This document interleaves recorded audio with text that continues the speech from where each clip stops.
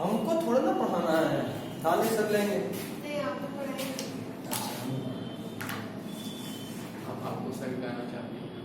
नहीं, हम पढ़ा सकते हैं, कोई दिक्कत नहीं। बस पास होने या फिर मेरा जुड़वारी मेरी में ही रहेगा। बोलो। पढ़ा दीजिएगा ना, चैप्टर कंप्लीट कर दीजिएगा ना। और चैप्टर कंप्लीट करने में अच्छे से जैसे बायो वायो पढ़ाते हैं वैसे। ये वाला शब्द हटा दो अच्छे से। अच्छे बस रहा हूँ। बस पढ़ा दो। बाकी सब ठीक है। बस पढ़ा दीजिए। नहीं, अच्छे से भी पढ़ा देंगे, लेकिन मेरा अगर हम केमिस्ट्री अच्छे से पढ़ाने लगे तो फिजिक्स से ज्यादा टफ हो जाएगा फिर तुम्हारे लिए, क्योंकि हम जो केमिस्ट्री पढ़ रहे हैं इतना कॉम्प्लेक्स है कि आज तक हमको समझ नहीं आया, तुमको कहाँ समझाएंगे। एटम से स्ट्रक्चर ऑफ एटम 11 में पढ़ा, तुमको याद है? बाप रे बाप, हाइजेनबर्ग प्रिंसिपल पे वो क्वेश्चन, वो एटम जब शुरू किया तो लगा कि आज तुम पीएचडी करिए लिए एटम पे, इतना ज्यादा। लेकिन सबसे आसान चैप्टर वही लगा है, वो क्वेश्चंस में सीधा न्यूमेरिकल बेस मतलब फार्मूला पे होता है, ये खास बात।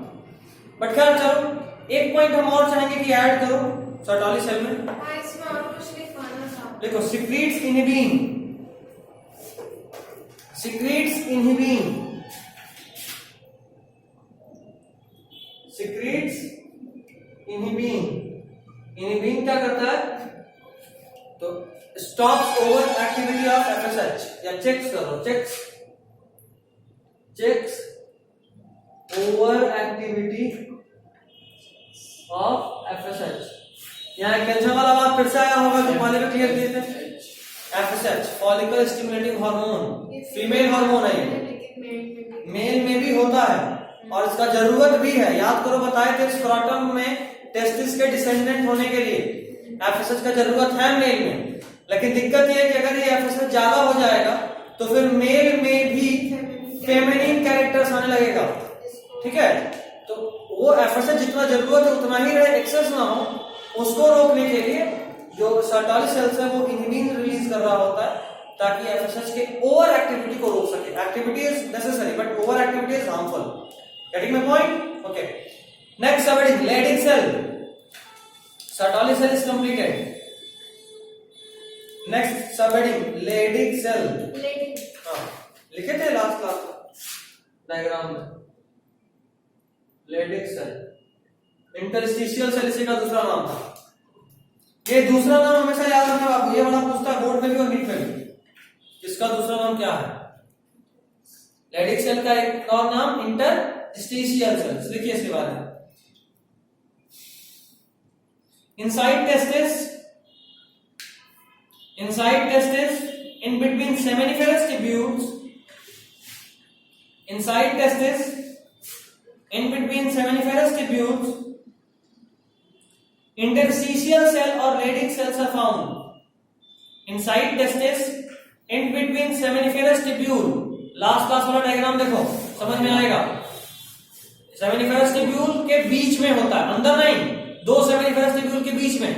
Inside testis, between seminiferous tubule, interstitial cells or Leydig cells are found. Interstitial cells or Leydig cells are found which secretes male sex hormone. Which secretes male sex hormone, that is testosterone. Leydig cells are found. Which secretes male sex hormone that is testosterone. Testosterone को release कौन कर रहा होता है? तो interstitial cells और Leydig cells, दोनों एक ही का नाम है, testosterone. Next point, responsible for proper development and functioning of, responsible for proper development and functioning of, responsible for proper development and functioning of, responsible for proper development and functioning of secondary sex organs. Proper development. Proper development and functioning of secondary sex organs.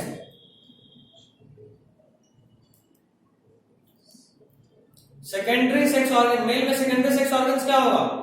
वही testis होते जो secondary sex organ जो testis को छोड़िए बाकी सारा। अच्छा, secondary sexual characters क्या होता है? वो नहीं बताया, वो 11th में भी था लेकिन हम बोले नहीं बोल। अच्छा, 10th में नहीं बताया थे। जो भी पढ़ाया था जरूर बताया। 10 में आप हम लोग तुमको नहीं पढ़ा? Human reproduction. अच्छा ह्यूमन, ये बात तो सही है। सेकेंडरी सेक्सुअल कैरेक्टर्स का मतलब जैसे मेल में बियर्ड हो गया, मोस्टेक्स हो गया, ठीक है, जैसे दाढ़ी, ये सब मेल में आता है, मुंह सिर्फ मेल में आता है, इसको बोलते हैं सेकेंडरी सेक्सुअल कैरेक्टर। उसी तरह फीमेल में बात करें तो ब्रेस्ट का formation, development of mammary gland होता दोनों में, बट उसमें डेवलपमेंट किसमें होता है? सिर्फ फीमेल में, ठीक है। तो इस तरह का कुछ कुछ फीचर्स जो सिर्फ फीमेल में होता है, वो हो गया। ब्रेड नहीं रे, बियर्ड, ये अलग ही गेम कर रही है। बायोलॉजी बनाने वाला सुसाइड कर लेगा, बियर्ड को ब्रेड बोलोगे तो ये भी गजब है। ब्रेड, अरे ऐसा ये भी हमको हमेशा याद रहेगा। लास्ट ईयर भी शायद यही कुछ की थी। हाँ, लास्ट ईयर में कुछ ना कुछ ऐसा आया था, को याद आ रहा है। अच्छा, हम अपना रिकॉर्डिंग देख के याद करेंगे, डायरी में लिखे होंगे, कुछ ना कुछ जरूरी बोली तुमको याद आ रहा है। बियर्ड को ब्रेड,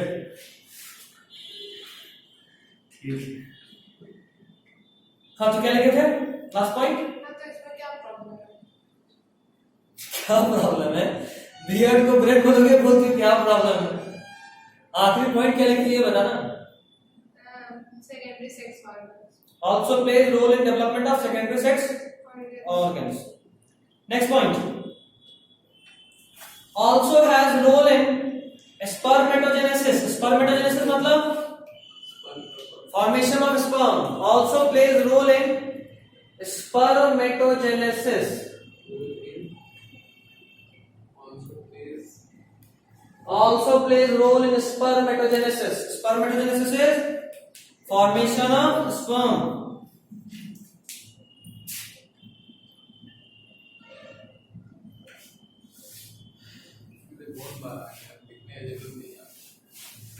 ठीक है, spermatogenesis is formation of sperm. Next point, promotes urge of sex in male.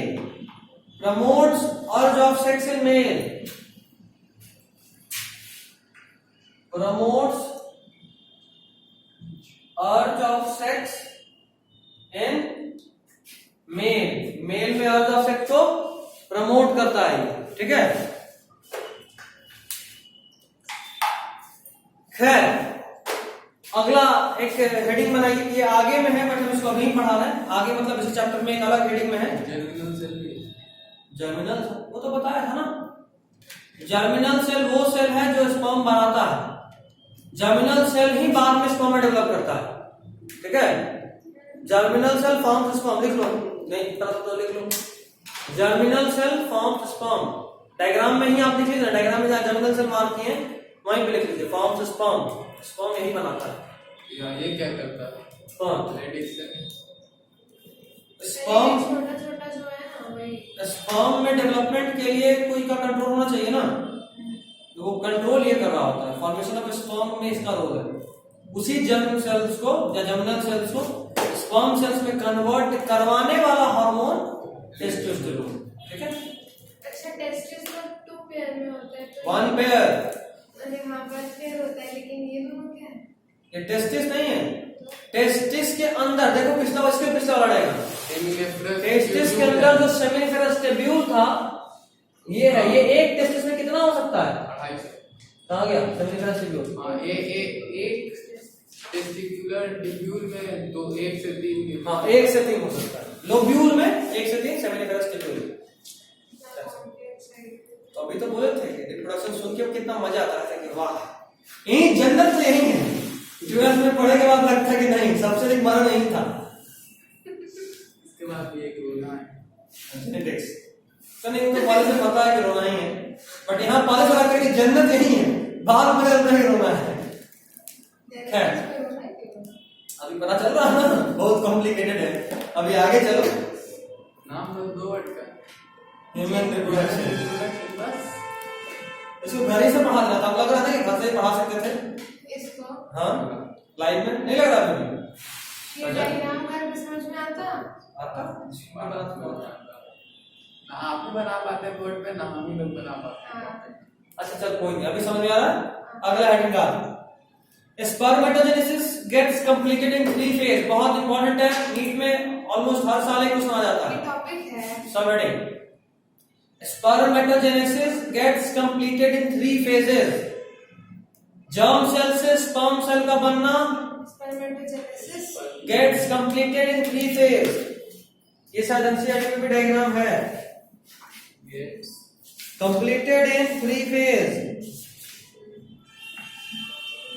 Page number 49 NCERT. पहला डायग्राम इज ऑफ स्पर्मेटोजेनेसिस, देख पा रहे हो? पेज नंबर 49 एनसीईआरटी बुक में लाइए।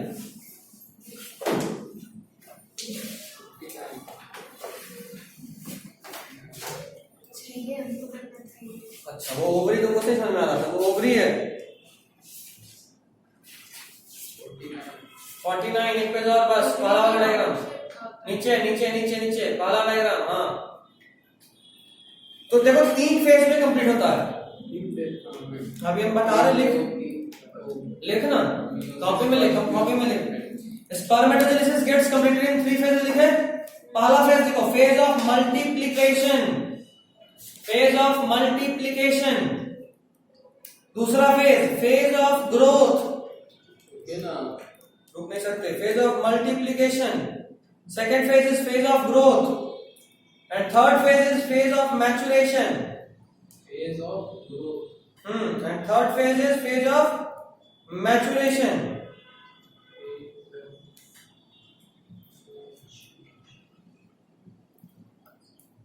Okay. Phase of multiplication, phase of growth and phase of maturation. ठीक है? चलिए, अभी एक डायग्राम हम ड्रॉ करेंगे बोर्ड पे। ये बता। थोड़ा सा उसमें 2-3 पॉइंट डिटेलिंग ऐड करूंगा।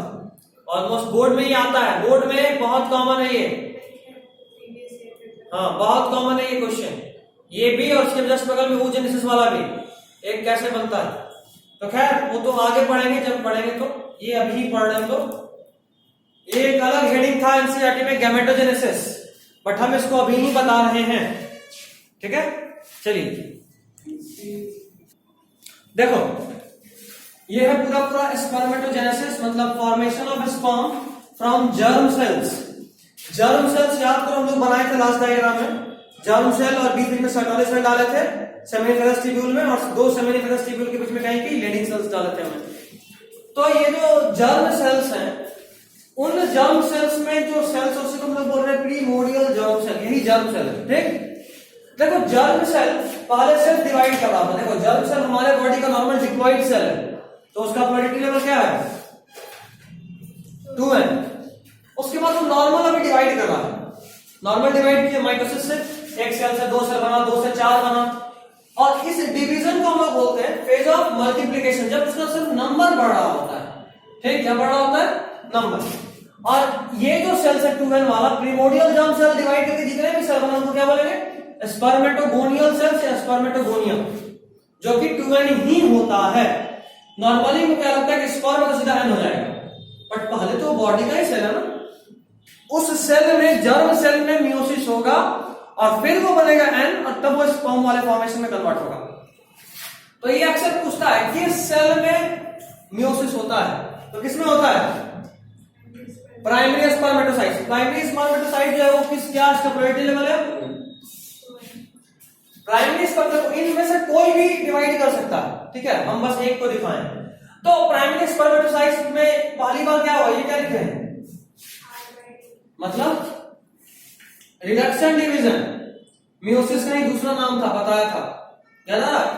तो रिडक्शन डिवीजन हुआ, मतलब मियोसिस 1 हुआ तो एक सेल से 2 सेल बना। सेल साइकिल तुम नहीं थी, दूसरे वाले पार्ट में आई थी, पहले पार्ट में एब्सेंट थी, एक दिन के लिए गायब थी। रिडक्शन डिवीजन मियोसिस का है। अब इस मियोसिस से प्राइमरी स्पर्मेटोसाइट किसमें कन्वर्ट हुआ?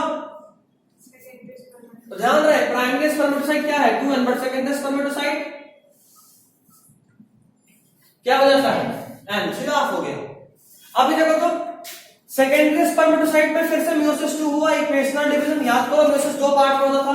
मियोसिस का पहला division was reduction division, meiosis का सेकंड डिवीजन वाज इक्वेशनल, मतलब just like almost same as mitosis. Mitosis की तरह होता था, थोड़ा सा डिफरेंस था बट उसकी तरह होता सबसे था। कहीं हाँ मेयोसिस 2 सेम रह जाता है। हाँ तो सेम रह गया, देखो आंसर यही रह गया। अब इसको क्या बोले, स्पर्मेटेड, क्या बोले उसको, स्पर्मेटेड। मतलब ध्यान से देखो, पहले पीजीसी है, पीजीसी से चेंज हुआ प्राइमरी स्पर्मेटोसाइट में, फिर सेकेंडरी स्पर्मेटोसाइट में, फिर स्पर्मेटेड में। और वही स्पर्मेटेड एक प्रोसेस है, इसका नाम क्या है, स्पर्मियोजेनेसिस। स्पर्मियोजेनेसिस के थ्रू स्पर्मेटेड किसमें कन्वर्ट हो गया, या इसी को क्या बोलते हैं, स्पर्म्स। ठीक है, अभी देखो ये था phase of multiplication, primary spermatocyte तक, प्राइमरी स्पर्मेटोसाइट के बाद स्पर्मेटेड तक फेज ऑफ ग्रोथ, जहां एक्चुअल में स्पर्म का ग्रो हो रहा है, स्पर्म का नंबर है सब। और फाइनली स्पर्म जो कि सेल के फॉर्म में था, स्पर्म अपने एक्चुअल शेप के समय उसको बोले फेज ऑफ मैचुरेशन, स्पर्मेटोगोनिया। ये प्राइमरी स्पर्मेटोसाइट और पीजीसी के बीच में, मतलब प्राइमरी स्पर्मेटोसाइट तो यहां बना, लेकिन इसके बीच में और भी बहुत सारा सेल बना होगा। इन पूरे सेल्स को एज अ होल, मतलब प्राइमरी स्पर्मेटोसाइट के ठीक वाले ये सब जितना भी सेल बना होगा उन सबको एज अ होल स्पर्मेटोगोनिया या स्पर्मेटोगोनियल सेल्स बोलते हैं। पीजीसी और primary PGC is primordial germ cell, germ cell जिसको में जो भी बोलते हैं। बना। हाँ जो भी बना, बिल्कुल। थोड़ा सा लिखिए, after formation sperms are discharged from seminiferous tubule. After formation sperms are discharged from seminiferous tubule to red testes। याद है seminiferous tubule से कहां निकल जा रहा था, red testes में। ये पांच में बोलते बहुत इंपॉर्टेंट है। तो after formation sperms are discharged from seminiferous tubule to red testes। Sperms are discharged from seminiferous tubule to red testes। Discharged from seminiferous tubules to red testes। Seminiferous tubules to red testes and transported to epididymis। From seminiferous tubule to red testes, from seminiferous tubule to red testes and transported to epididymis, and transported to epididymis by vasa efferentia। सब कुछ आप पहले से जानते हैं इस line में से। and transported to epididymis by vasa efferentia। ठीक है, नेक्स्ट पॉइंट, in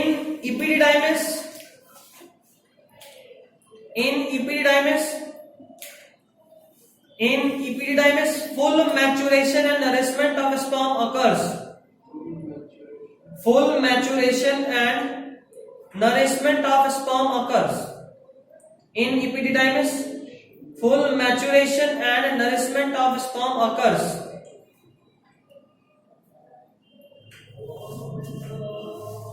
हो गया, नेक्स्ट पॉइंट, में एक और आप बात बताएं, डीकैपेसिटेशन होता है। डीकैपेसिटेशन, कैपेसिटी कम। हाँ खत्म, उसी को बोलते हैं डीकैपेसिटेशन। ठीक है, अच्छा एक बात और यहाँ पे ध्यान देने वाला है, वो ये कि सोचो स्पर्म तो हमारे बॉडी में हमेशा बन रहा होता है, लेकिन क्या मेल के बॉडी से हमेशा ही स्पर्म बाहर आ रहा होता है, ऐसा होता है नहीं। तो स्पर्म बाहर कब आता, तो लिखिए during sexual excitation. During sexual excitation sperms are discharged from epididymis। During sexual excitation sperms are discharged from epididymis। During sexual excitation sperms are discharged from epididymis to vas deferens। Sperms are discharged from epididymis to vas deferens। Sperms are discharged from epididymis to vas deferens। ठीक है, next देखिए function of, या छोड़ो function छोड़ो, सब बता चुका हूं। वास डिफरेंस बताया हूं, डाली हेडिंग वास डिफरेंस। टेस्टिस खत्म हुआ, वास डिफरेंस लिखिए पहला पॉइंट, तो one pair comma long tubular structure vast difference, one pair comma long tubular structure, one pair comma long tubular structure which carries sperms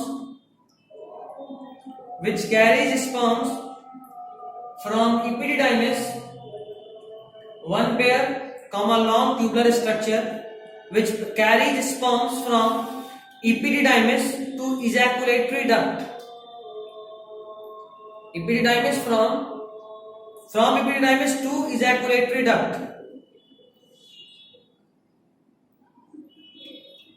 ठीक है, ejaculatory duct क्या, conduct, ejaculatory duct को underline कीजिए और लिखिए, it is formed by, या सीधा लिखो, formed by union of vas deferens and duct of seminal vesicle, formed by union of vas deferens and duct of seminal vesicle, formed by union of vas deferens and duct of seminal vesicle, ठीक है। अब NCERT में page number 43 देखिए, page number 43, ये ध्यान से देखो, ये वाला डायग्राम का हम बात कर रहे हैं, ठीक है। इसको आपको कॉपी में ड्रॉ भी करना है, ऊपर वाला डायग्राम नहीं बनेगा तो चलेगा, बट नीचे वाला डायग्राम बहुत इंपॉर्टेंट है, ठीक है। ऊपर वाले डायग्राम में आपको इस बात का ध्यान रखना है कि बहुत होगा तो ये डायग्राम बना के दे देगा, आपको एबीसीडी लेवल करना होगा, ए क्या है, बी क्या है, सी क्या है, डी क्या है, जो कि एमसीक्यू में पूछ सकता है, बना देगा, एबीसीडी कर देगा और 4 ऑप्शन बना देगा, ए ये है, बी ये है, सी ये है, डी है, दूसरा में ए वो है, बी ये है और सी ये है, डी ये है, ऐसे कर सकता, समझ रहे बात। तो इस तरह से कुछ करेगा और आपसे ऊपर वाला डायग्राम पूछेगा, बट नीचे वाला डायग्राम अक्सर बोर्ड के लिए थ्योरी या लॉन्ग आंसर के लिए बहुत प्रोन है, नीचे वाला डायग्राम, तो ये आप ड्रॉ कीजिएगा, ठीक है। क्या प्रोन मतलब ये अक्सर पूछता है, मेल रिप्रोडक्टिव सिस्टम का डायग्राम बनाइए, तो यही बनाना होता है, ठीक है। इजैकुलेटरी डक्ट देखो फिगर 3.1 में दिखाया हुआ है, देख रहे हो, फिगर 3.1 में देखो, दिख रहा है। अच्छा एक काम करो, टेस्टिस देखो, ऊपर वाला डायग्राम देखना पहले, टेस्टिस या पहले नीचे वाला देखो, टेस्टिस से वास्ट डिफरेंस दिखा निकलता हुआ, नीचे वाले डायग्राम में वास्ट डिफरेंस सेकेंड लेवलिंग है, मिला। वास्ट डिफरेंस देखो ऊपर गया और ऊपर में एक स्ट्रक्चर है सेमिनल वेसिकल, उसके ठीक पीछे चला गया है, देख रहे हो, 3 ग्लैंड होता है, उसका सीक्वेंस है एसपीबी, क्या सीक्वेंस है, एसपीबी, हमको याद है बचपन में हम पावर एजेस एसपीडी खूब देखते थे, उसी से हम बना लिए एसपीबी। सबसे ऊपर है सेमिनल वेसिकल, उसके बाद है प्रोस्टेट और सबसे नीचे बल्बो यूरेथ्रल ग्लैंड, या इसी का एक और नाम है काउपर्स ग्लैंड, ठीक है। तो ये सीक्वेंस याद रखना, सबसे ऊपर एस मतलब सेमिनल वेसिकल, उसके ठीक नीचे पी मतलब प्रोस्टेट और उससे भी नीचे बल्बो यूरेथ्रल ग्लैंड या फिर काउपर्स ग्लैंड। कोई दिक्कत है नहीं। अभी सुनो, ये जो ग्लैंड्स हैं, ये 3 ग्लैंड में से जो सेमिनल वेसिकल है उसके ठीक पीछे है ये गया वास्ट डिफरेंस और दोनों जुड़ गया। अब ऊपर वाला डायग्राम देखो, अभी ऊपर वाला डायग्राम देखो, ऊपर वाला डायग्राम देखो 3.1 वास्ट डिफरेंस दिखा, 3.1 देखिए ऊपर में वास्ट डिफरेंस दिखा, ऊपर वाले फिगर में ऊपर से 4th लेवलिंग है, दिखा, देखो वास्ट डिफरेंस ऊपर गया, गोल घूमा, उसके बाद देखो प्रोस्टेट दिख रहा है,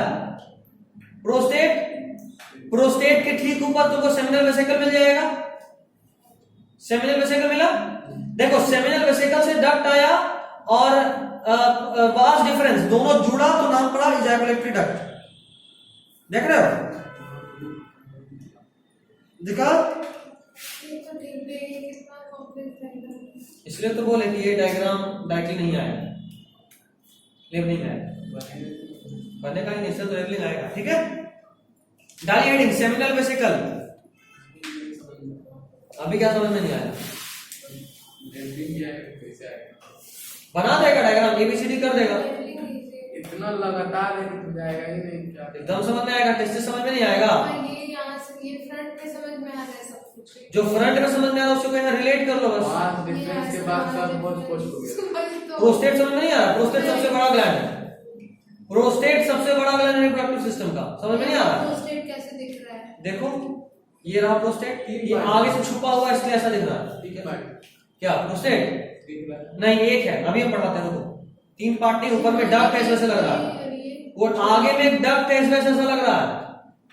समझो इधर, ये बोर्ड है और हम यहाँ पे अपना हाथ लगाते हैं, तुमको आधा हाथ ऊपर और आधा हाथ नीचे दिख रहा है, कुछ ऐसा समझ में आ रहा है तुमको, लेकिन बोर्ड एक ही है, समझे?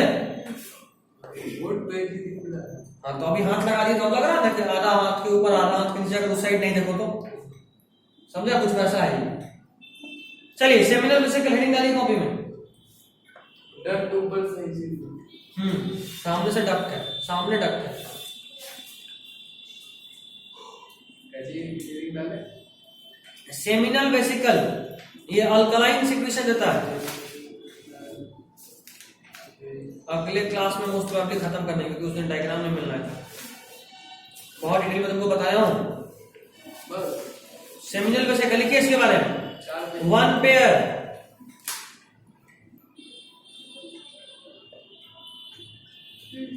वन पेयर, सब तो पेड़ में। सब नहीं, प्रोस्टेट एक ही है। One pair. Next point, it secretes 60 to 70% of seminal plasma.